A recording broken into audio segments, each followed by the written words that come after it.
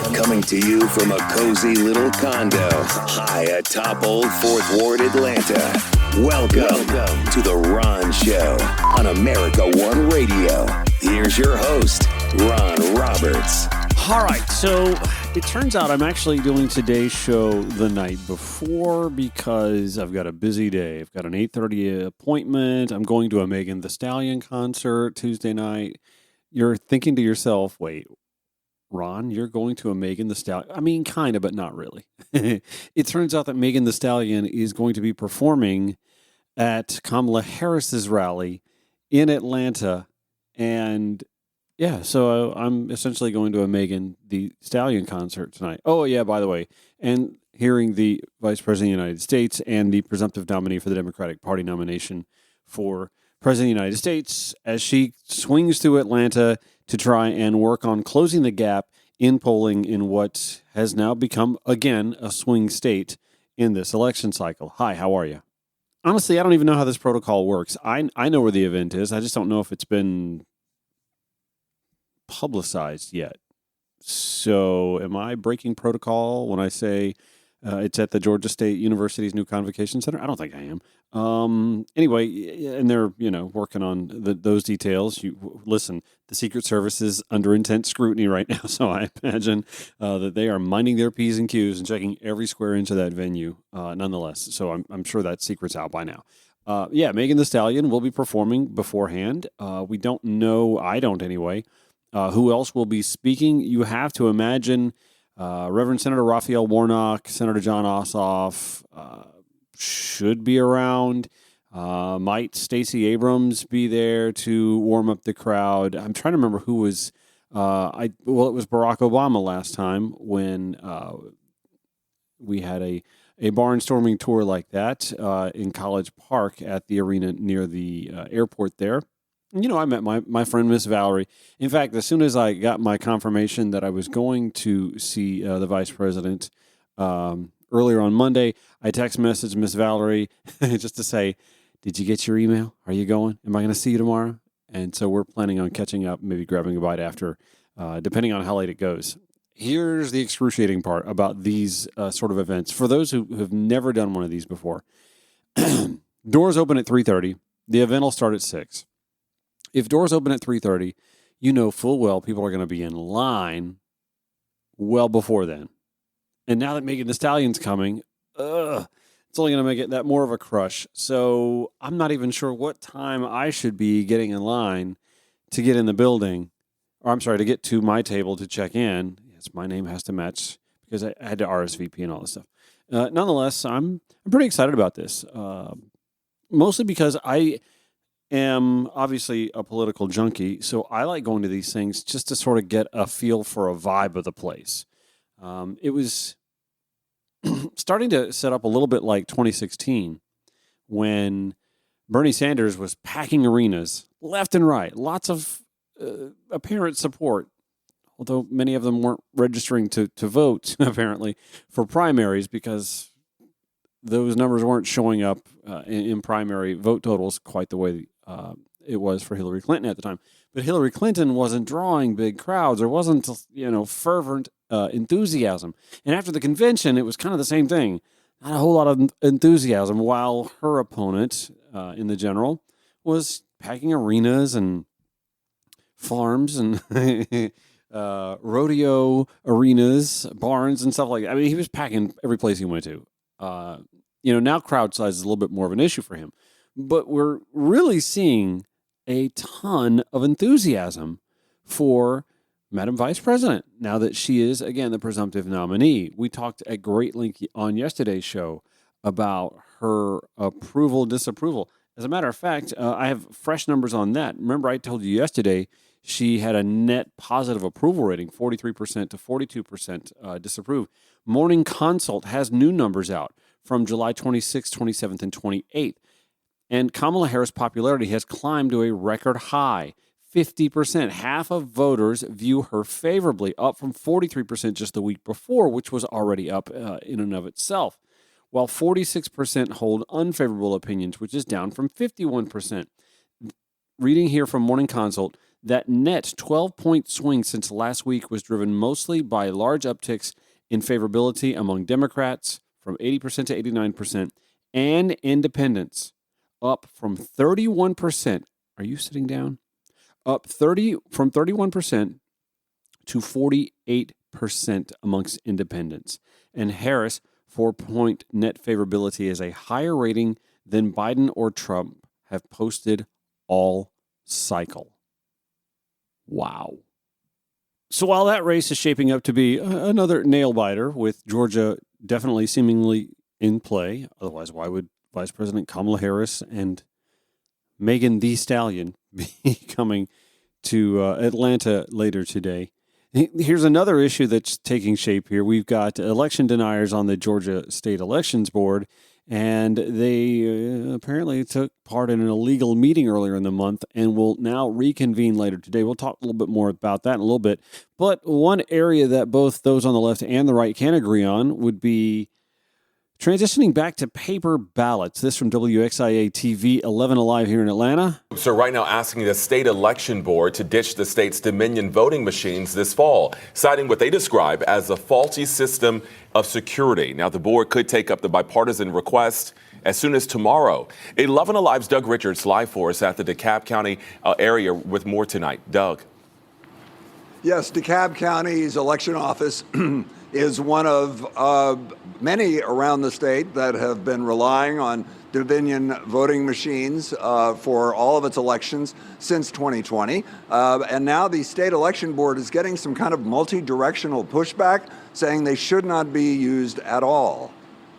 It's madness, actually, to go into a system and have all of our ballots relying on that. Gene DeFord is among the Democrats, Republicans, and cybersecurity experts who want the state election board to replace the state's computerized voting system with hand-marked paper ballots this fall. They contend that computer hackers could manipulate elections without a trace. One such warning has come from the founder of Georgia Tech's School of Cybersecurity, who talked with us in 2022. If you look at the series of global breaches of cybersecurity systems over the last 2 years, it's story after story like this, where some vulnerability in a system was ignored. In January 2021, security cameras documented a group of Donald Trump supporters entering the secure area of Coffee County's election office, where they spent hours copying election software. We believe, the experts tell us, that bad guys, foreign and domestic,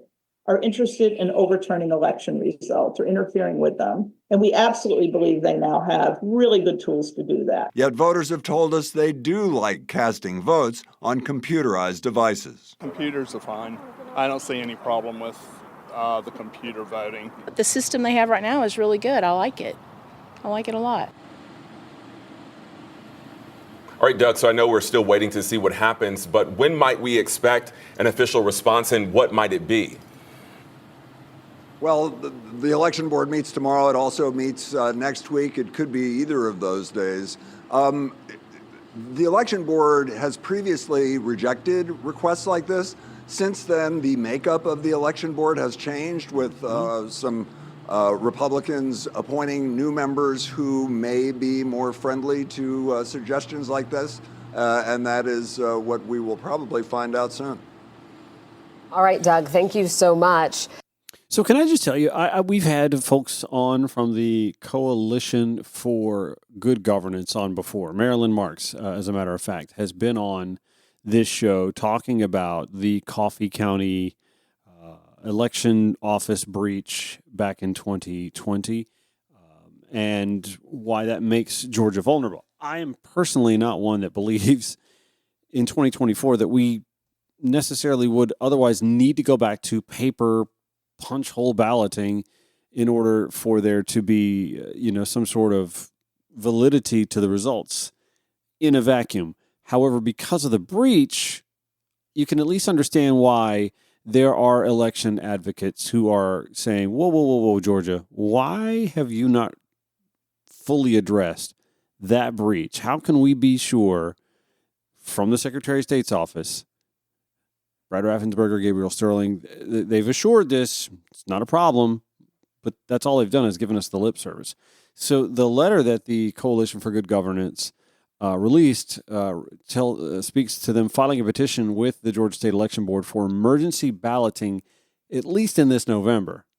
It reads, Coalition for Good Governance has officially filed a petition for rulemaking with the Georgia State Election Board seeking the use of emergency balloting, in parentheses, hand-marked ballots tabulated by current scanners, for the upcoming November elections. This proposed temporary rule aimed at enhancing election security, transparency, and verifiability would remain effective until July 1st, 2026, or until severe identified vulnerabilities in the electronic voting system and the effects of its compromise are fully remediated, if earlier.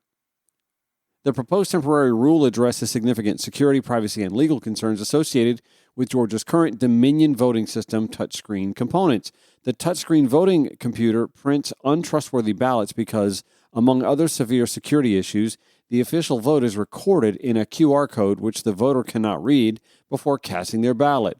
The touchscreen system was found by the Cybersecurity and Infrastructure Security Agency, the CISA, to be highly vulnerable and in need of immediate mitigation in June 2022. And the identified software security risks were exacerbated by the theft and unlawful distribution of the software. That's referring to the Coffee County breach. The simple solution to mitigate the risk is to use hand-marked paper ballots and the current scanners as used by 70% of Americans when they vote. Confirmed vulnerabilities, as reported by CISA, necessitate immediate action to ensure the legality and integrity of the voting process, essential protective actions that state officials continue to avoid, according to this letter from the Coalition for Good Governance. Emergency balloting using hand-marked ballots and precinct scanners has long been the backup fail-safe method of voting authorized by Georgia statutes for decades. Poll workers are trained to use emergency balloting when there are problems with the machines or if there is a power outage. This method of voting, long proven across the nation, would also save Georgia millions of dollars this November by employing a simple, efficient system that will quickly tabulate the results. Moreover, it resolves a long list of violations in federal and state laws caused by the touchscreen system. Again, I'm reading from the letter that the Coalition for Good Governance filed in this petition. Importantly, the poorly designed touchscreen, upright and brightly lit, publicly displays voter selections in the polling place, causing many voters to be intimidated and unable to vote their conscience when family members, bosses, landlords, ministers, or local authority figures are looking on. Okay, now that's something I hadn't really thought of. I'm trying to think if it's really all that. I mean, I guess, yeah, because, you are facing out. They usually have the four machines kind of all backed up against each other while you're facing out. Back to the letter. Marking paper ballots with a pen can be done privately, protecting the voter's rights to a secret ballot. Anyway, there's lots more to this. They list off their petition outlining several proposed key measures to mitigate the risk. Now, I'll include that, of course, in the show notes at ronshowatl.com. Okay, this ATL hottie, that's what Megan Thee Stallion calls us, has to take a quick break. Back in just a second. This is The Ron Show on America One Radio. You can follow The Ron Show on your preferred social media platform, obviously, Facebook and Twitter X, Instagram threads at Ron Show ATL. You can always call the show, 404-919-2725. Leave comments if you don't mind. They may even wind up on the show. I don't mind doing that. So we have audio. Isaac Arnsdorf with the Washington Post. He's their national political reporter, also author of the book Finish What We Started, has audio. He's obtained this audio of J.D. Vance, the GOP vice presidential nominee, saying, the bad news is Kamala does not have the same baggage as Joe Biden because whatever we might have to say, Kamala is a lot younger, and Kamala is obviously not struggling in the same ways that Joe Biden did. Take a listen. All of us were hit with a little bit of a political sucker punch. The bad news is that Kamala Harris does not have the same baggage as Joe Biden because whatever we might say, Kamala Harris is a lot younger, and Kamala Harris is obviously not struggling in the same ways that Joe Biden did. Okay, so now reading from Isaac's article in the Washington Post, the Republican vice presidential nominee, Senator J.D. Vance, privately told donors that running against Vice President Kamala Harris instead of President Biden made the race more challenging. An admission at odds with the Donald Trump campaign's public projections of confidence. As a matter of fact, that's pretty much precisely how Caitlin Collins mentions it last night on CNN. Candid comments there, and they may just be an accurate assessment of how much Biden dropping out of the race has shaken things up, truly. But compare what you heard from Senator Vance there to what former President Donald Trump said publicly just a few moments ago on Fox. I think she's a worse candidate than him. She's far more radical left. She is younger. I mean, she's 60 years old. A lot of people, I didn't realize she was 60. I thought she was a little younger.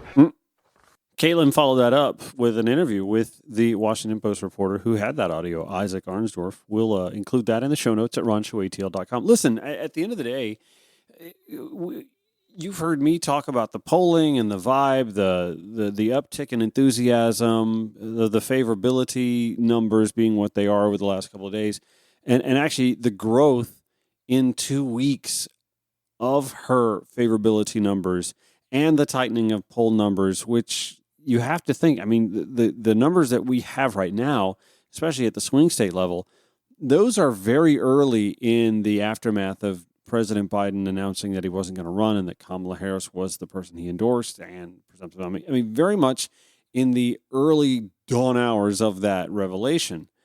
Those numbers probably don't represent where the public is now, if I had to guess. I mean, let's see what the next batch of polling says. I have a hunch that they're not going to look good for President Donald Trump, former President Donald Trump, I should say, and his new fella, J.D. Vance. Just a hunch. I mean, I could be completely wrong. I'm not saying that this has suddenly become some runaway or that we're on a path for a large margin of victory or anything like that. But I do happen to think this is just a guy who knows how to read people. I did that for a living in radio broadcasting, kind of knowing the audience and knowing what the pulse of society is feeling at that moment. That's what I did for quite a while. I don't think it's a stretch to expect that we may see some polling numbers that show Kamala Harris actually roaring ahead by a few percentage points and maybe even within the margin of error, but actually shoring up bases of support in swing states that President Joe Biden was never going to. And I feel like I'm being consistent in saying that because I've been saying from almost the day I started this show more than 18 months ago, I've always believed that Joe Biden should have been a one-term guy. It made all the sense in the world, and it hurts my heart that he's pretty much the last person to come to that conclusion himself. But we're going to see for the next 6 months. I mean, yesterday he had an op-ed in the Washington Post. He's now kind of going balls to the wall when it comes to looking to tinker with the Supreme Court. Something President Joe Biden, who wasn't concerned about running for re-election all along, could have been dealing with months ago. But he's still got 6 months to deal with it. In any event, yeah, you see the numbers. You've heard me give you the numbers, and now you're hearing privately what J.D. Vance is telling donors in closed-door gatherings. Yeah, the Kamala Harris switcheroo, a sucker punch. That's literally what he says. It's a sucker punch, and that her being the nominee took away one of their crutches, one of their weapons, attacking Joe Biden because of his age. That's not there. In fact, guess who has that weapon now? Let me give you a quick taste of what the Washington Post reporter Isaac Arnsdorf said to Caitlin Collins in the wake of this audio coming out. You obtained this audio. You reported on it earlier, but now tonight we're hearing it for the first time. And it's just notable given Trump was on Fox tonight just a few moments ago saying that he actually thinks she's a worse candidate. What do you make of what you heard in this audio from a private fundraiser compared to what we're hearing from the Trump campaign publicly about her viability. Well, that's exactly right, Caitlin. I mean, it's not exactly an earth-shattering insight that Harris, in just a short week since taking over the Democratic ticket, has raised a ton of money, energized a lot of Democrats, brought out a lot of new volunteers, and has been able to make speeches and draw crowds and land attacks in ways that Biden was struggling to do. I mean, we can all see that for ourselves. The thing is that the Trump campaign had been publicly, including Vance himself, had been publicly taking this line of, nothing to see here, nothing has changed. And that's different than the message she had for these donors behind closed doors. By the way, Arnsdorf had more audio from behind that closed-door gathering, how they plan to attack Harris. And we wonder, how is the world caught on fire? How is there a new war in seemingly every continent in the world? And it's because Kamala and the Democrats lied about Joe Biden. It kind of leads into the good news because no person in the United States of America owns the disastrous Harris-Biden agenda more than his own vice president of the United States. See, I think the problem with this is I think Americans are actually kind of waking up to the realization that the economy is actually kind of hitting its soft landing. Inflation has kind of gotten under control. Wages have kept pace, actually exceeded inflation. And they're wondering, where's this disaster they keep talking about? It's their credibility at stake. It's The Ron Show. Back after this. Follow The Ron Show on Facebook at The Ron Show Radio. The Ron Show on America One Radio. You cannot get on Facebook since Friday night, maybe Saturday morning. I'm thinking, no, it was actually more like Saturday morning, without reading the outrage about the Paris opening ceremonies, and notably the one scene which was on a bridge over the Seine where there were performers, many of them in drag, recreating the Feast of the Gods, featuring Dionysus. The Olympics, of course, were first held in Greece many, many, many centuries ago. When the Olympics were rejuvenated in the 1890s, in Paris, by the way, in meetings in Paris before they were reassembled in Greece in 1896. Well, I guess that's the point I'm trying to make. When the Olympics were revived in the 1890s, they came back home to Athens for the very first Olympiad. 100 years later, you'll remember, 1996, they came to Atlanta. Atlanta, by the way, had its own anti-gay issues back then, which is why Cobb County wound up having venues removed. I believe it was supposed to be, was it volleyball or beach volleyball? One of the two was supposed to be in Cobb County. And because back then Cobb County had that whole don't say gay rabble-rousing going on up there at the time, the Olympic Committee says, let's just avoid a controversy. In fact, they even did that with my hometown of Augusta, Georgia, because back then golf was going to be brought back or reintroduced or introduced. I think it was brought back to the Olympic Games, and they were going to use the Augusta National Golf Course, which is a big deal. It's home of the Masters Golf Tournament. It's world-renowned, right? What better opportunity to bring golf back into the Olympics than by having it on the hallowed grounds of the Augusta National Golf Course? Well, because back then the Augusta National Golf Course was a all-white male boys club, again, the Atlanta Committee for the Olympic Games said, I think we're just going to avoid that controversy altogether and shelve the whole idea of having golf brought back to the Olympics for that year. And honestly, is it really necessary to have golf in the Olympics? They've tried this with baseball. And it's kind of, honestly, I don't quite understand why they even do it with soccer. We have World Cup. We have all these different cups. What's the point of having soccer in the Olympics? They do this with basketball, and I don't really understand that either. Gymnastics, I get, because we don't have Major League Gymnastics. If we did. Nonetheless, I've been paying attention to and just hadn't weighed in on the outrage, the feigned outrage from evangelical Christianity over being dead wrong to be miffed about what they believed was a parodying of the Last Supper. They've since been corrected many times. It's been several days now. And many are still holding firm to, nope, I was offended initially and I'm going to stay offended because that's what I believe they intended to parody, even if they say otherwise, and everything points to what they're saying otherwise being fact. Like Jesus at the Last Supper wasn't wearing blue like the drag queen impersonating Dionysus had on. It doesn't make sense. It doesn't correlate in any way, shape, form, or fashion. But they're just...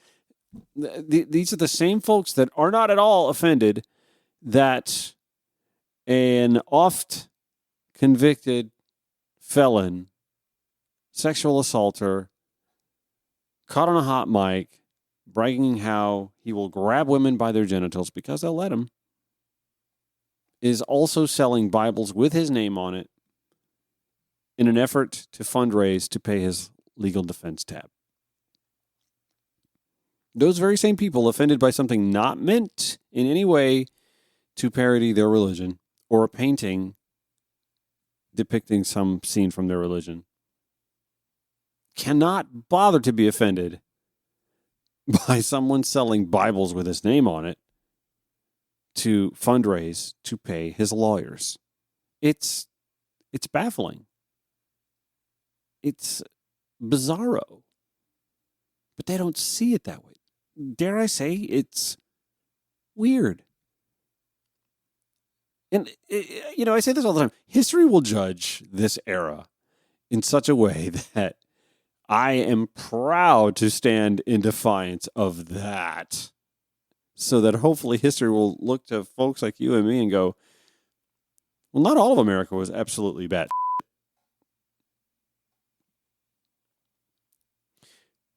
One of my more ardent listeners, conservative, he's the one that had been telling me for years, you need to do your own show. Go find a major market, land there, make it happen. Austin Rhodes, the Austin Rhodes Show, posting this last night, 7:44 p.m. I quit caring about the Olympics when the IOC yanked Olympic golf away from the Augusta National. However, I ain't blind or stupid, he said. That Last Supper parody was indeed, all caps, indeed based on the Last Supper. And anyone who denies it is full of bullshit, he said on his show's Facebook page. And the comments, y'all. The comments. It's gold. Yeah, why not? I'll just put this in the show notes at ronshowatl.com. You can read them for yourself and just keep going back because they just keep coming and they keep getting better. I'm just scanning through to get some good ones here. Mark Jorda. Typical leftist lack of decorum and decency, not only mocking Christianity. I don't know why I gave him that voice, but I'm going with it. But doing it with a drag queen to push transgenderism. Oh, my God. Okay, first of all, drag queens are not transgender. Anyway, and the LGBTQ plus SIA minus 3 equals X EMC squared.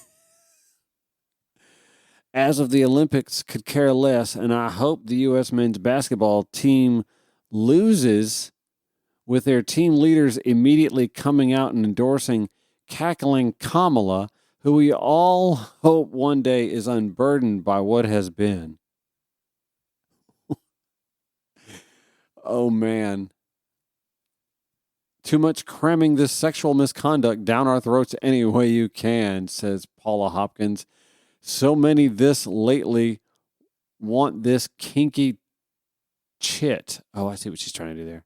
Not in my house, my TV, etc. It is highly offensive, Tammy writes. And really, you alphabet folks who get offended if the wind blows the wrong way will kiss my ass, Tammy says. Rob, why only mock one religion? Show your true intellectual freedom and mock Islam. Justin Forston asking the important questions. Where was the gay or trans Muhammad? You know, for artistic reasons. I have to say, there are people chiming in here who are kind of enjoying this as much as I am. Courtly Winter, education is important. You're embarrassing yourself. Kyle Rogers, and Democrats are the crybabies. I swear y'all get worked up about a lot more. Might as well boycott leaving your house. You're so scared. Wimps. Ronnie Johnson, I really don't see the problem. When you guys say someone misunderstood what Trump says, y'all good people become great interpreters. You know, like saying, y'all crazy, he didn't mean it like that. Oh, man, this is delicious. Okay, so now apparently, I will confess to this. I didn't see it the first time, but apparently someone had a testicle fall out of his shorts, I think, in that skit. Somebody actually somebody actually went through the trouble of screen grabbing that and then taking the red pen, I guess, on the iPhone and circling the testicle. Is it Greek? Would that be testicles? That apparently had popped out. Okay, but I don't think that was intentional. That the tenders came out.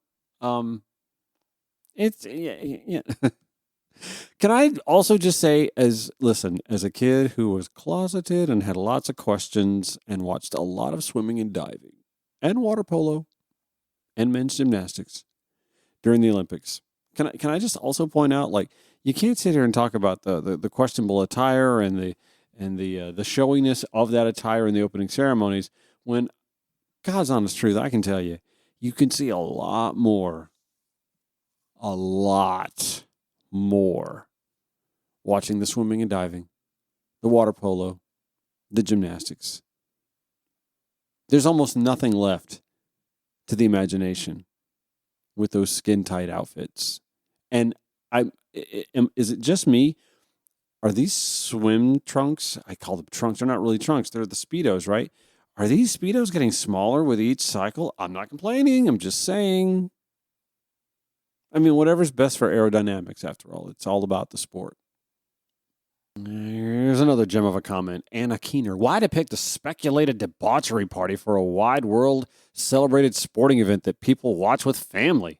Doesn't matter if it's Greek rooted, it's not morally appropriate for all ages and family content. What did she watch? It was a fashion show, for God's sakes.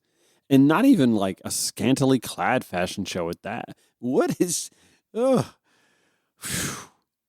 The controversy was planned, she says. God knows the intent. And blasphemy against Jesus isn't done because of a white man's painting. It's because he was a Jew. And the Christ. Millions follow Christ, believe in him. The offense done is worldwide, Anna Keener writes. Oh, okay, Vic Daniel. Vic Daniel may get the award.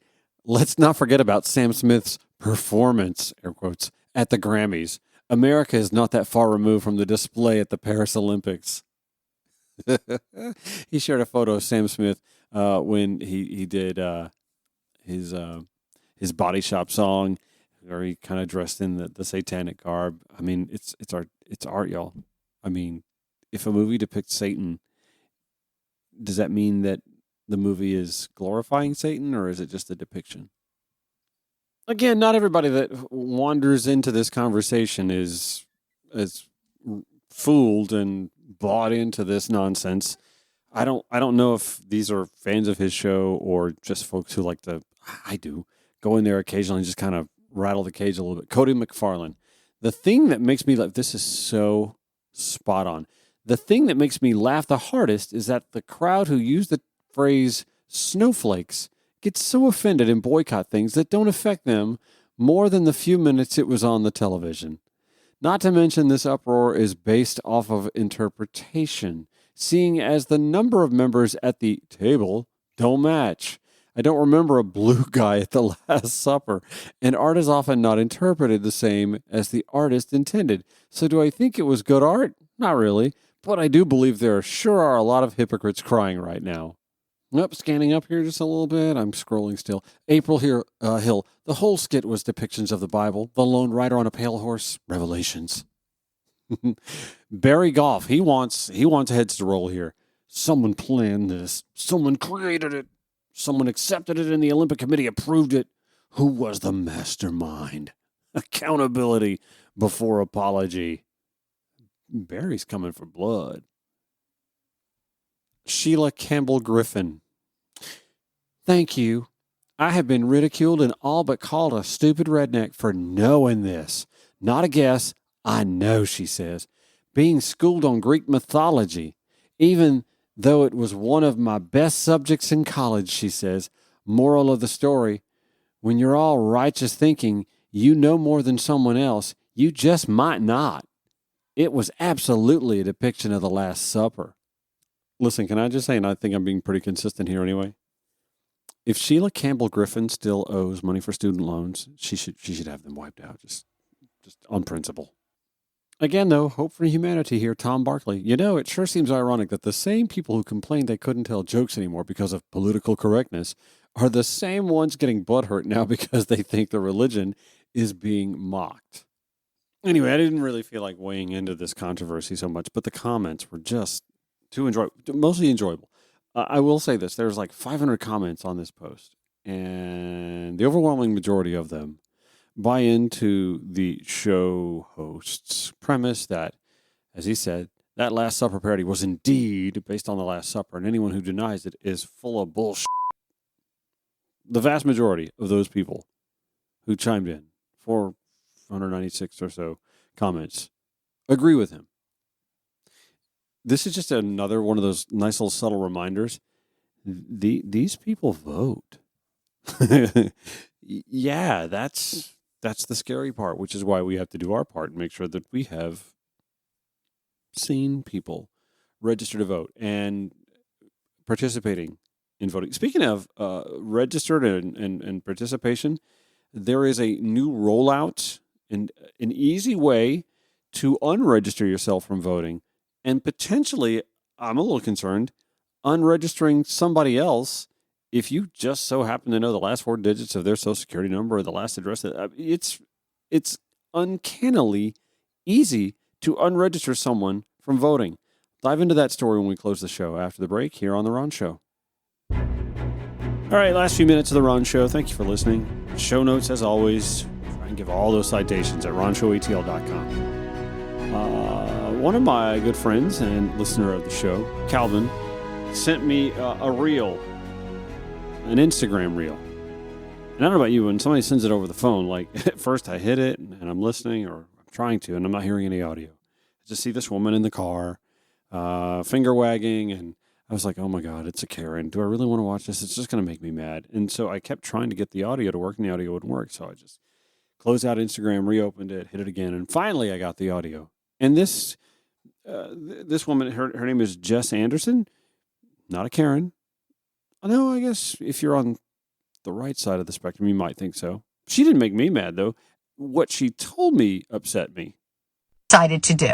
Georgia voters can now cancel their registration online if they want, and here's how. They have created a website called the Georgia Voter Registration Cancellation Portal, and the only things you need to cancel your voter registration is your first initial, not even your name, your last name, your county, and your date of birth. Let's say you and your spouse or family member don't share the same political ideology. Right. Or for that matter, let's say you and your spouse got divorced because he got radicalized on the internet during the pandemic and became some raging, Trump-loving conspiracy theorist. He can now go to this website and enter your first initial, your last name, your county, and your date of birth and remove you from the voter roll so that you cannot vote for Vice President Harris. Maybe you have a job that gives you access to individuals' demographics such as their name and location and birth date, and you know that their political leanings are left.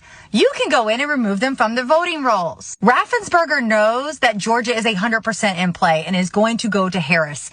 And he is implementing this insane simplified website that just lets people arbitrarily take people off the voter rolls. Talk about it. Make this national, like, what the hell? Okay, so she's not wrong. She's just not fully right. Does that make sense? She would have to know, or whoever would want to do something that nefarious would actually have to know also, I think it's the last 4 digits of the person's social security number. And by the way, Georgia doesn't have same-day registration. So if you show up to vote on Election Day and, whoops, we don't have you in the database anymore because somebody did go through all that trouble to do that to you, you've no remedy. I mean, I guess you could ask for a ballot that would be held off to the side and be scrutinized if the election were super, super close, as folks expect it to be. By the way, I love her optimism. She believes that Georgia's going to go for Harris. From your lips, honey. But actually, she's not all that far off in how easy it is to get someone removed from the voter rolls here in the state of Georgia, if you want it to be that nefarious. So I'm checking Dr. Michelle Au on the Twitter X platform, and she tweets, "A new web portal facilitates cancellations of Georgia voter registration. All you need is a name, county, date of birth, and driver's license number." I think Social Security number might be one. Anyway, this page also looks, as she says, very similar to the one used to check whether your voter registration is still active. She's right. It looks identical. I'll retweet that if you'd like to see it at Ron Show ETL on the Twitter X platform. No, she's absolutely right. They look identical. I also wanted to point out that the account at Blue ATL Georgia tweets, "Spoke to someone else at the Georgia Secretary of State, and they triple confirmed that all you need to cancel someone's voter registration is full name, full date of birth, the county they live in, not the full address, and either their driver's license number or the last 4 digits of their socials." Continuing to tweet, "When I asked again about protections for voters, safeguards that are in place, I was told that they send you a letter via mail, oh my God, notifying you that your cancellation is pending. If you do not respond within 30 days, your voter registration is automatically canceled." Tweet continues, "I live in Fulton County and our mail has been delayed for weeks, sometimes months. So in theory, you could receive the letter after your registration has already been canceled. And if this all happens after the voter registration deadline, then you have no recourse. And if that ain't scary enough, how about this?" A right-wing group fueled by the former president's false allegations of mass voter fraud is teaching people to use an app, resulting in hundreds of thousands of complaints alleging inaccurate voter registrations. Election officials say these complaints are often overwhelming the system and costing taxpayers a lot of money. CNN's Kamala dug into the group's efforts and tried to track them down for some answers. Here's her report. I've lived in Denton for over 24 years. I have been voting here for 2 decades. As we can see, I am real. I am here. I am talking to you. If you're wondering why Daniel Moss is defending his existence, it's because of this list. That's my first name. That's my last name. Of thousands of voter registrations in Denton County being challenged as ineligible. Finding out that I'm on some sort of hit list of people who shouldn't be voting. I was pretty pissed off. How did Moss, a legally registered American voter in the state of Texas and a university administrator, end up having his voter registration challenged? Because of the efforts of one group. Hi there, I'm Catherine Engelbrecht with True the Vote. True the Vote, a right-wing organization fueled by the MAGA movement. All of a sudden in certain states they found all these votes, a totally rigged election. And the lies that the 2020 election was stolen with illegal ballots. Welcome to the IV3 project. You have arrived in the nick of time. This is the group's online training session for IV3, a user-friendly app pushed by True the Vote, recruiting and training thousands of private citizens on how to submit challenges to local election offices. We've got to report what we can and get it as accurate as we can, and it is making an enormous impact. Adding up to about 700,000 challenges to voters across the country so far. Documents obtained by CNN show many of them use the exact same language. Daniel Moss's challenge came from someone he doesn't even know. I want to say it was Nancy. Nancy lives in the same county and single-handedly sent in thousands of challenges this year. We asked around for her. I'm trying to talk to Nancy. But she did not come to the door.